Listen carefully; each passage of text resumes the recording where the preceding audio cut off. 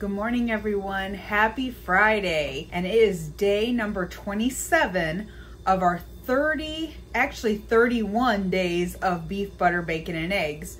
Because we are doing it in the month of January, we actually have 31 days. But I just wanted to pop on here real quick and let you guys know what I'm taking with me today. Didn't want to wait till like 6 o'clock at night to update you like we did yesterday. I do have my fat coffee as usual, a baggy bacon, 2 hard-boiled eggs, and the rest of the brown butter bites that I had in the refrigerator. So I'm gonna need to make more of those. So I know I have talked about this, but I did take my electrolyte tablet.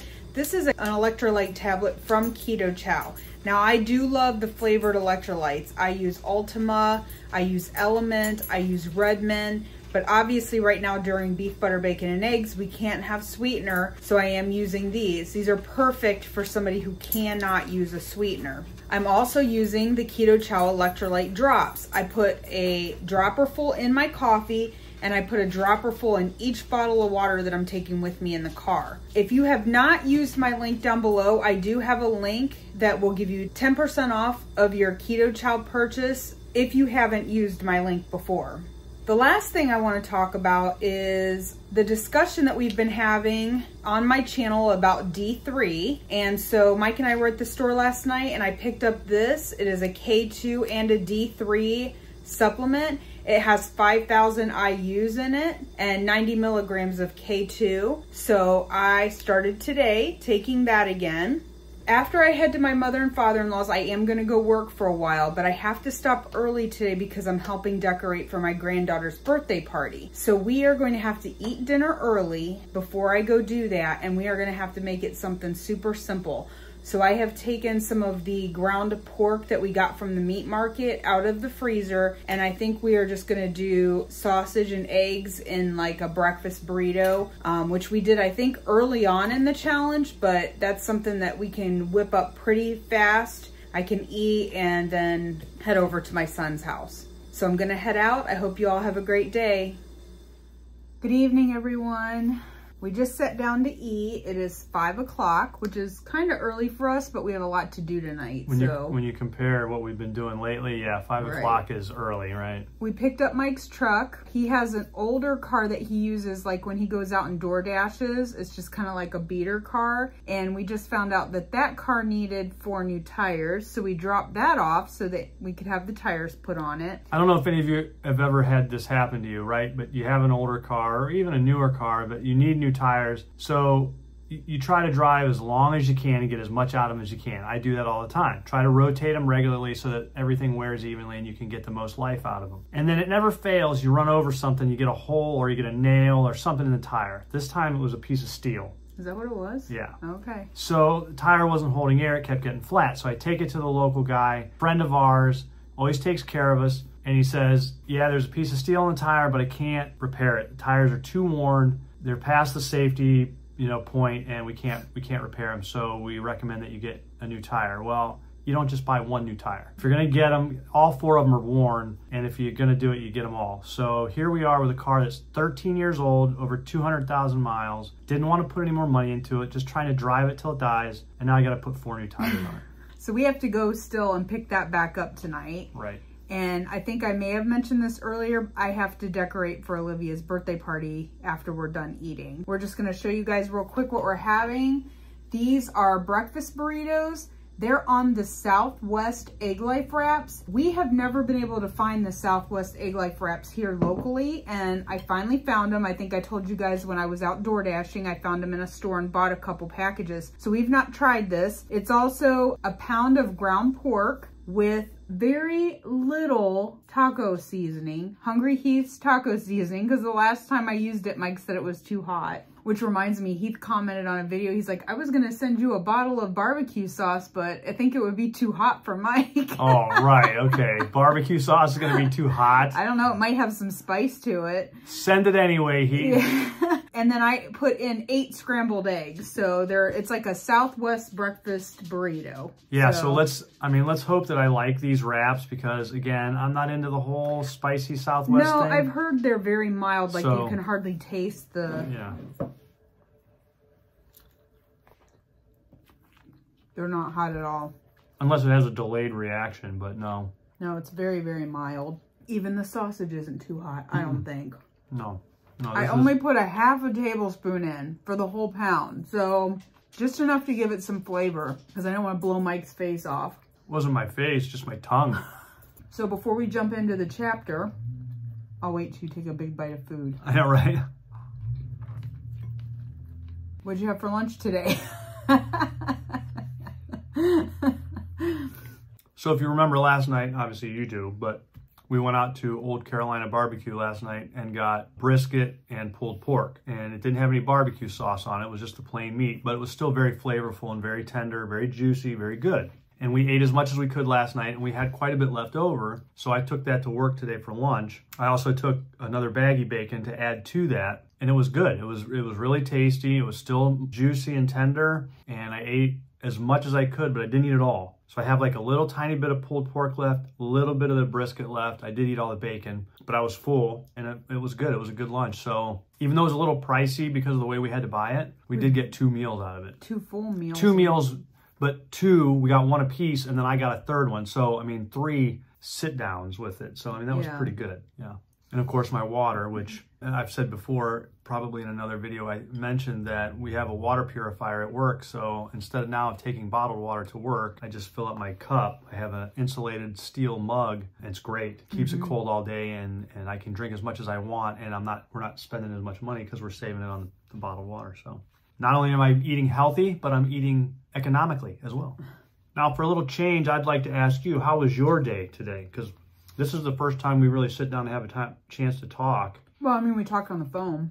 We always talk on the phone during the day, but it was a really slow day. I was telling Mike, you know, I went over and helped his mom and dad, as you guys know, and then I started dashing straight from there. And it was just a slow day dashing, and which is very odd because it's Friday. And normally Friday is payday for a lot of people. It's cold outside. People don't want to go out. So normally that would be a good day. But yeah, it was slow. And I had to end early because we had so much to do. I had to pick Mike up at the car dealership and drop off the other car, come home, cook. I mean, there's not enough hours in the day. So right. I mean, it wasn't a bad day, just slow. Well, it'll all kick into overdrive now because of the weekend. So by this time tomorrow, it'll be Sunday. That's how it works. It's like a time warp. So we're on day 28, no, 27. We're on day 27. We're actually wrapping up day 27. So we're down to 4 days left, and we're already kind of planning what we're going to be doing after this is over. We know on Wednesday, I know for sure that I want a KetOH-IO raspberry cheesecake creamy. So let me ask you, you said that before. Are you going to make that for something during the day? For you during the day? Are you going to make it like the night before for that day? Or Probably. I'll probably have that for like my lunch or something because we're going to go out for wings in the evening and I won't be able to eat wings and then eat a creamy too, like on top of that. That'd be too much. Would it be possible for you to make me a creamy and maybe I could take it to work? No, because if you refreeze it, it doesn't, you have to eat it right out of the creamy machine. You would have to put it in the freezer and then it's not going to be a creamy. It's just like ice. So you're going to make yours that day? During the day, yeah. So Dad gets hosed. I mean, I can make you a shake if you want to take a shake. Or we could do that. That would be a good idea. Yeah, you can take a shake to work, but it just, creamies don't do as well if you make them in the creamy and then turn around and put them back in the freezer. They just become like ice crystals and then they're just, it's just not the same. Now, yeah, so there'd be no way for you to make it into a creamy at work. You can pick out a flavor and have a KetOH-IO for lunch, which will be something totally different. So, so we'll be weighing in that morning, Wednesday morning. Also tomorrow, stay tuned, tune in, watch our video because tomorrow I am going to talk about kind of what we're going to be doing for the month of February. That's the discussion for tomorrow. So is it going to have something to do with heart health since it's Valentine's month? No. Oh. We have heart health because we eat the proper human diet. Oh, yeah. Speaking of the proper human diet, Dr. Barry, we're going to talk about what was in our chapter today. Today we are still talking about red meat, or talking about red meat again, because I guess we didn't talk about it yesterday. But it was basically about grilling meat. And the lie is... Hold on, before you read the lie. So, I mean, this particular chapter is, I have to say, it's just ridiculous. I mean, it is absolutely ridiculous. And when you hear what the lie is, I'm sure all of you are going to agree. This blows my mind, and I've heard this before, but it's just ridiculous. That's all I can say. Oh, go ahead. Now you know how it feels. Eating charred meat cooked over an open flame will increase your risk of colon cancer or increase your risk of cancer overall. So stop grilling out, guys. How you cook your food causes cancer. Can't cook over an open flame because it causes cancer, but you can shove stuff in a microwave and shoot it full of microwaves, and that's perfectly healthy? Yeah. I just have a hard time believing that. Right. Most of the studies that have been done that verify this have been done on rodents, mice, and rats. There's a couple issues with that. One, they gave them so much of the charred meat. Oh, so disproportionate. It's ridiculous. That it would be, it's thousands and thousands times more than what we could eat as humans. Relatively speaking, right. Right. They gave them so much of it. The other thing is that cooked meat is not part of a rodent or mice or a mouse's, mices? Depends on if you're that cartoon character that used to say Mises. Yeah. It's not part of their diet. They don't eat cooked meat. They eat berries and vegetation, and if they do eat meat, it's raw. It's raw. They don't eat cooked meat. It's not part of their ancestry to eat it. Our ancestors have been cooking over an open flame for since they found thousands fire. Of years. Right. It's like comparing apples to oranges. Like, they're not the same at all. So to sit here and say, well, it caused issues with the rats and the mice, it's not even the same. Mm-hmm.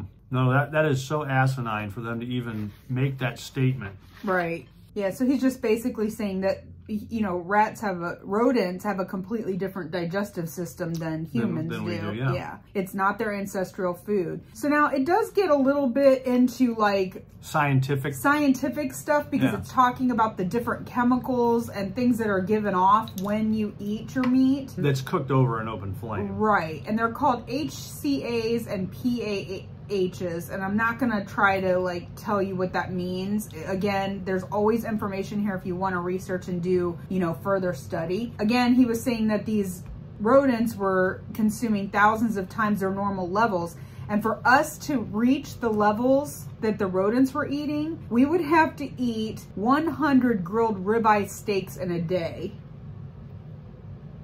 Not gonna do it. Guys, I like my steak, and we did eat 2 the other night, but I don't... Now, they weren't grilled, though, so, I mean... That's true. But yeah, there's still, no way. You could never eat that much. He also states that these compounds basically occur naturally in some foods, and they're also found in French fries, toast, prune juice, breakfast cereals, roasted nuts, coffee, cocoa, potato chips, and cookies. And those are just a few examples. There's obviously more. Yeah, but you don't hear anybody saying anything about those. Nope. But if you grill your meat, you're going to get cancer and die. Right. He also says cooking vegetables causes high levels of a compound called benzopyrene, which is also thought to increase the cancer risk. But again, no one's talking about that. No more steamed or cooked vegetables, folks. Yeah, so he's saying any food that contains amino acids, which is the building blocks of protein, creatine, and sugar, can produce the HCAs and PAHs. Mm-hmm. Basically, if you want to avoid those things, you would have to eat all your food in raw form. No cooking allowed. That's the only way around it. By the way, those studies and that information, most of that information came from the World Health Organization. Right. And they have an agenda. And so that agenda is a green planet, and that means no meat. And so they want you to eat plants. They want everything to be plant-based. So anything that comes out that would show any negative connotation to meat or cooking meat, they're going to blow it way up. Yep. Again, guys, it's not really worth going into deep discussion, because I don't think anybody who's watching this channel that does keto, carnivore, or ketovore buys into it, worries about grilling their meat. No. Just like we don't worry about eating the red meat, we're not worried about grilling it either. And it's funny too, because I know he touches on both of those subjects, but if you have a problem eating red meat at all, you're certainly not going to grill it. So they kind of go hand in hand. If you eat meat, you're going to grill it, and if you don't, you're not. I mean, it's pretty cut and dry. And if you do eat meat like we do, it just tastes so darn good when it comes off the grill, especially when you learn how to do it. I mean, it's taken me a while, but I've learned how to grill, and it's just, man, is it delicious. Yeah, I think it really helped when we started using a thermometer. because we never used a thermometer before. We would just put it on and grill it. We would cut into it to see if it was done, which is like one of the worst things that you can do, because then you're just letting all the juices out. Well, the fact that you and I don't require shoe leather type meats anymore, like we've learned to eat, you know, medium well, that type of thing. So we get a lot more flavor. It's more tender, it's more juicy. But we're cooking to temperature now is basically what I was saying though, instead of just like guessing, hey, this might be done. Might be done, right? So that's it for tonight. We each have 3 of these burritos, but I don't know if I'm going to be able to eat a third one. Oh, I'm having trouble getting the second one down. I did not actually break my fast today till almost 2 o'clock. Wow. So it's literally only been 3 hours. So I'm not overly starving, but I definitely wanted to eat before I went over to my son's house because it's going to probably be late when I get back. Yeah, and we just want to stay on the schedule. I mean, we talked about this yesterday off camera. When BBBE is over and we go into February and the new challenge, we go back into regular keto, but we want to stay on this eating schedule. This eating schedule has done so much for both of us. It keeps us on track. It keeps things structured, which we need. Both of us need that structure. This right here, this dialogue that we have, we're not just doing it for you guys, we're doing it for us as well. And this has been a great opportunity for us. You know, a lot of times we'll record our segment, we'll turn off the camera and we're still eating. We sit and talk. We like having our meals together and we're eating at a decent time, so we're not eating late. So we've just found that, you know, even though we're not going to be putting out videos every single day, guys, this is something that we want to do every day. Yeah, we definitely want to stay on track and we definitely want to keep the schedule. And I just want to add to that little thing we just said there, that if you can get on a schedule, a good eating schedule, and if your spouse is going along the ride with you in the keto journey and you have the opportunity to take that time to spend together and eat together, if you don't normally, it's wonderful because it really allows you to talk about anything and everything. Try to prioritize it maybe just for a week and see, you know, the difference in how you feel, and you know, it just made a world of difference, and this is something that has positive for sure that's come out of this challenge. Yeah, so. and you know, again, the sleep schedule we talk about, the eating schedule we talk about, it helps overall, the overall feeling of just feeling better. Well-being, So that's it for tonight, guys. We're going to finish up here and get the rest of our evening going because most people are probably wrapping up for the day, and I feel like we're just getting started because Mike is going to go out and dash. I'm going to go dash. Normally I'm already dashing by now, but we had some things to do. So. Yeah, but Friday nights are usually very busy for DoorDash. So while I'm decorating, he's going to go out and try to make some money. He's got to pay for those tires. I know, right? My gosh. Just can't seem to catch a break. Yeah. We'll see you guys tomorrow. Have a good evening.